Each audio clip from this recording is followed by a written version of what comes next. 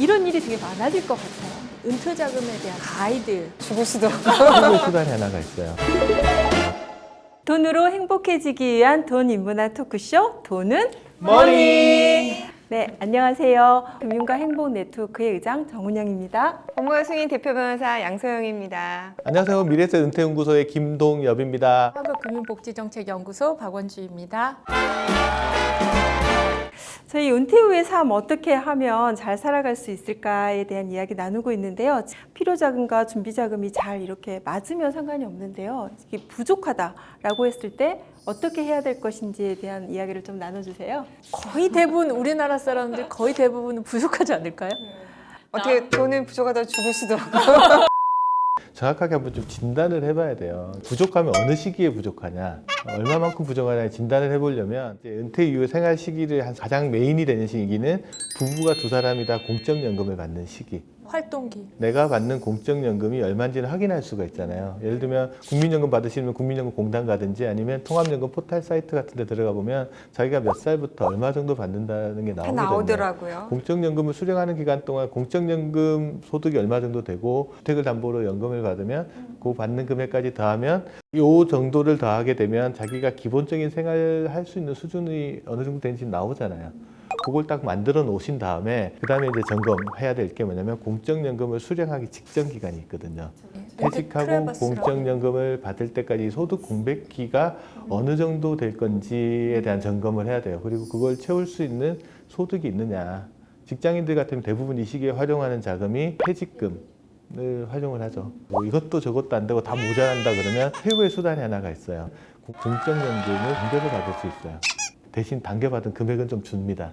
1년 당길 때마다 한 6%씩 줄으니까 5년 단계 받으면 30%? 많이 주네요. 일찍 받으니까. 그 다음에 이제 제일 중요한 시기는 언제냐 그러면 본인이 먼저 사망하든 배우자가 먼저 사망하든 뒤에 시기가 있잖아요. 혼자 살아가는 시기는 내가 죽었을 때 배우자가 가져갈 돈이 얼마 정도 되느냐. 예를 들면 제가 죽으면 유족연금 나오잖아요. 하고 그 다음에 주택연금 다 하고 그러면 혼자 살아가기 충분한지 어느 시기에 얼마만큼 부족한지 진단이 먼저 가야 돼요.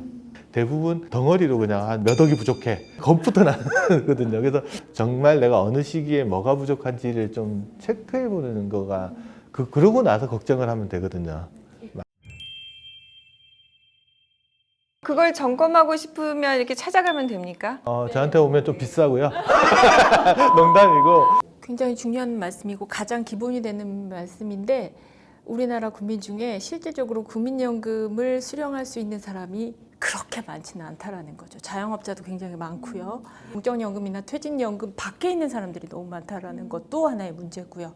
그다음에 그렇지 않고 이제 목돈 형태로 은퇴를 준비하신 분도 여전히 이제 많으시거든요. 그런 분들은 은퇴 딱 닥치면 이 목돈을 도대체 어떻게 꺼내 써야 될 건지가 엄청나게 고민이잖아요. 은퇴 자금에 대한 어떤 가이드 때는 아까 물어보셨잖아요. 네. 그것처럼 은퇴 직전에 전문가의 상담을 한번 받아보시는 게 사실은 되게 중요한 방법이에요. 항상 이렇게 질문을 많이 받는 게 지금 내가 얼마 안 남은 것 같은데 지금이라도 하면 늦지 않을까요? 지금이라고 또 한다면 뭘 하면 좋을까요? 그런 질문 되게 많이 받거든요. 당연히 지금은 내 전체 삶에서 가장 빠른 젊은 시기이기 때문에 지금이라도 늦지 않았습니다. 지금부터라도 하셔야 됩니다. 뭐부터 할까요? 너무 궁금해요. 알려주세요. 굉장히 중요해요. 그러니까 기본적인 공적연금이 준비되는 게 맞는데 공적연금을 지금까지 안 해왔던 분들이 많잖아요. 주 공적연금 안 했잖아요. 근데 주부도 국민연금 임의가입제도를 통해서 충분히 적은 자금으로 준비할 수 있거든요. 그러면 최저금액 뭐 8만 원, 8만 9천 원 뭐 이 정도 자금으로 그것부터 먼저 하세요. 그 다음에 또 개인적으로 조금 자금이 있어서 은퇴 자금을 준비하려고 한다면 연금 저축 먼저 하세요. 뭐 이렇게 우선순위가 있단 말이에요. 그리고 그런 우선순위를 잘 알고 적은 자금이라도 시작하는 게 일단은 중요한 것 같다라는 생각이 들어요.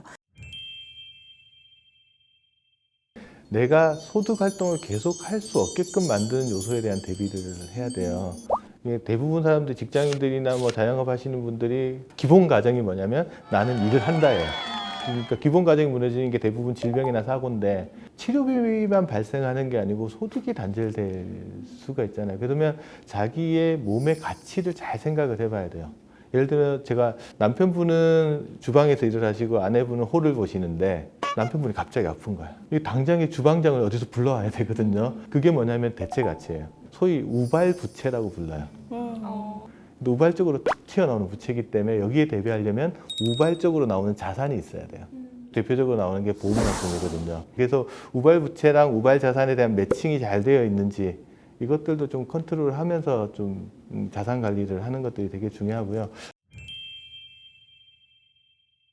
은퇴 후의 자산 관리가 상당히 이제 부동산 자산에만 포커스를 맞춰서도 안 되고 부동산 자산과 금융자산, 안전자산과 투자자산, 그다음에 언제든 현금화할 수 있는 유동산 자산 이런 것들에 대해서 역시나 이 또 균형이란 말이 또 중요하게 어떻게 대두가 이게 되네요. 황금 비율이라는 게 있을까요? 부동산과 금융자산의 그러니까 황금 비율이라기보단 황금 비율이라고 할 수 있나? 어쨌든 은퇴가 가까워지면 부동산 자산에서 금융자산 비중으로 조금 균형을 맞출 필요가 있죠. 부동산이 워낙 덩어리가 크기 때문에 뭐 부동산 6대 4라든지 그러니까 그래서 언제든지 내가 자금이 필요할 때 그 자금을 뺐을 수 있어야 된다라는 점이 굉장히 중요하거든요. 그래서 금융 자산에서도 아까 말씀하셨지만 유동성 자산은 5 내지 10%는 반드시 있어야 되고요.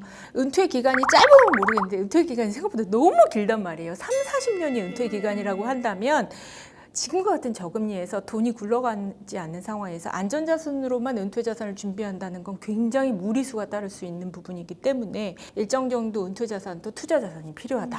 다만 내가 잘 모르는 거에 그냥 소문만 듣고 뭐 안전할 거라는 생각만 하고 덥석 뭔가 돈을 맡기는 행위는 상당히 조심해야 될 필요가 있는 부분이기도 해요. 저는 생각하기에 투자 상품도 물론 가입할 필요가 있긴 있지만 그거는 정말 매우 적은 비율이어야 되고 그다음에 내가 가입할 때 수익률을 기준으로 봤을 때 위험도가 낮고 저는 5%를 넘지 않는 범위 내에서 본인의 좀 기준을 가지고 할 필요가 있지 않나 그런 생각을 좀 했어요. 저는 개인적으로 이제 그게 사람마다 조금 위험 선호도는 좀 차이가 나는데 선택을 할 때 우리가 고민해야 될 건 뭐냐 그러면 확률을 가지고 선택을 하는 경우가 되게 많아요. 투자를 할 때 예를 들면 투자를 할 때 어떤 투자를 1000번을 투자하면 999번을 이기는 게임이 있다고 칠게요.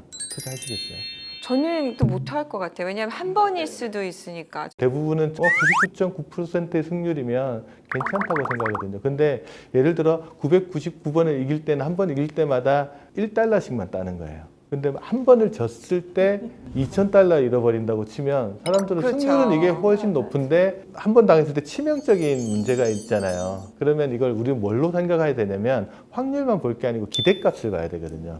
이거는 분명히 손해가 나는 아니잖아요. 근데 대부분 사람들은 기대값 계산을 안 해본 거예요. 그런 걸 일반인이 하기에는 어렵다라는 거죠. 이렇게 설명하는 사람들이 있잖아요. 판매자가 이렇게 얘기를 했는데 아무리 들어도 이해가 되지 않는다. 그러면은 내가 잘 모른다라는 거죠. 그런 건 안 해야 돼요. 그러니까 우리나라 사람들이 금융상품을 어떻게 가입하는지 그 패턴을 봤더니 거의 대부분 판매자가 추천하는 걸 가입을 하잖아요. 소비자 자체도 자신을 보호하기 위한 제대로 잘 알 필요가 있다는 생각이 들어요. 특히 은퇴 이후의 자금을 관리하는 거는. 그 왜 우리가 이렇게 설명 들으면 모른다고 말하기가 창피하잖아요.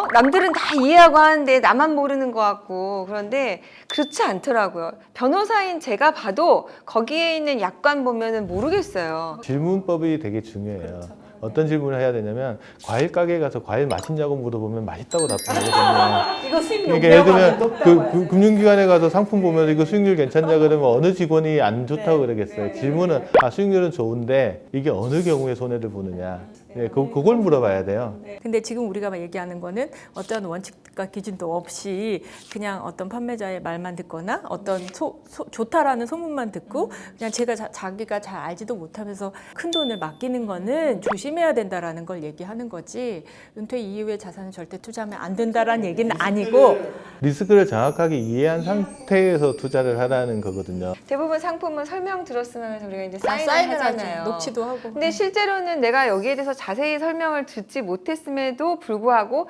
여기 사인하세요 하면 여기 이렇게 사인을 한단 말이에요. 그래서 내가 분명히 설명을 듣고 이해했을 때만 사인을 하고 그 상품에 가입해야 된다. 그걸 조금 짚어드리려고 말씀드렸던 거고 뭐 절대 하지 말라거든. 자산의 그 투자에 대한 거는 돈은 뭐니 투자편에 그래서 저는 은퇴자금에서 아까 우리 이야기했을 때 그 의료 간병비가 너무 지나치게 많이 든다. 그래서 그 의료 간병비 자금 문제는 어떻게 해결해야 될지 최근에 바뀐 제도 이런 것들만 소비자들에게 정보를 주는 차원으로 간단히 한번 말씀을 나눠주세요. 저는 이제 우리가 쓰는 용어 중에 이상한 용어가 뭐냐면 보험을 들어줬다라는 표현을 쓰거든요. 네. 그 표현은 그렇네요. 잘못된 표현. 보험은 드는 거지 들어주는 게 아니에요. 사람들 왜 그러냐면 누구한테 권유로 해서 보험을 들기 때문에 그러면서 뭐 무슨 문제가 생기냐면 자기가 가입한 상품을 몰라요. 누구한테 들어줬다는 것만. 그래서 대부분 사람들은 보험료를 내려고 보험을 가입하는 거예요. 맞아요. 우리는 보험을 가입하는 거는 보험금을 받으려고 가입을 하는 건데 그걸 잘 모르시기 때문에 어떻게 하셔야 되냐면 자기가 가입한 보험이 뭐가 있는지 하고 언제 보상을 받을 수 있는지 정확하게 알아야 돼요. 근데 어렵잖아 보험 용어가. 그래서 일단은 통합연금 포탈 있는 그 사이트에 이제 파인이라는 사이트가 보면 내 보험 알아보기라는 사이트도 같이 있어요. 거기 이름 주민번호 넣고 공인인증 딱 받으면 대한민국에 자기가 가입하고 있는 보험 리스트가 다 떠요. 그럼 그거를 이제 쭉 뽑은 다음에 뭐 하시냐 해당 보험사에 전화를 하든 뭐 인터넷에 들어가든 방문을 하든 증권을 일단 아직 다 받아 놓으세요. 근데 그거 클리어 파일에 딱 놓고 아프거나 다쳤을 때 딱 꺼내면 진짜 잘 보여요. 보험회사는 내가 지금 아프거나 다쳤다는 사실을 알지 못해요. 내가 청구를 하는 순간 알아요. 청구해야 되죠. 그러니까 청구할 수 있는 권리를 가지려면 내가 언제 받는지 알아야죠. 공부는 그 부분에 좀 필요한 것 같아요. 국가의 우리나라는 의료 제도가 굉장히 잘 되어 있는 나라예요. 그래서 그걸 적극적으로 활용하실 필요가 있는 것 같고 간호간병 통합 서비스라고 혹시 들어보셨어요? 간병 자금이 너무 많이 드니까 실제로 내가 입원한 병원에서 간호사나 간호조무사들이 내 간병을 도와주면서 가격은 비용을 저렴하게 그런 서비스를 제공하는 병원들이 굉장히 많아지고 있거든요. 그런 것들을 잘 알고 실제로 우리 부모님들이나 아니면 내가 그런 문제가 발생했을 때 그런 제도를 적극적으로 활용하시는 것도 굉장히 도움이 되실 것 같아요. 그래서 저희가 이제 지금까지 은퇴 준비 이후의 삶에 있어서의 어떤 그 돈 문제에 대한 이야기했고 그걸 어떻게 해결할 것인가 이야기하면서 마지막에 그 국가적으로 제도적으로 되어 있는 거, 저 되어 있는 거는 잘 알고 사용해야 되잖아요. 그래서 이런 것들까지 이야기했고요. 마지막에 이제 굉장히 중요한 그 관계와 건강에 대한 이야기를 또 나눠보도록 하겠습니다. 마음대로 죽지도 못해. 요즘에 병원 가면 다 살려놓고. 돈은 뭐니 투자편에 농담이고 남들은 다 이해하고 하는데 나만 모르는 것 같고. 하고 나서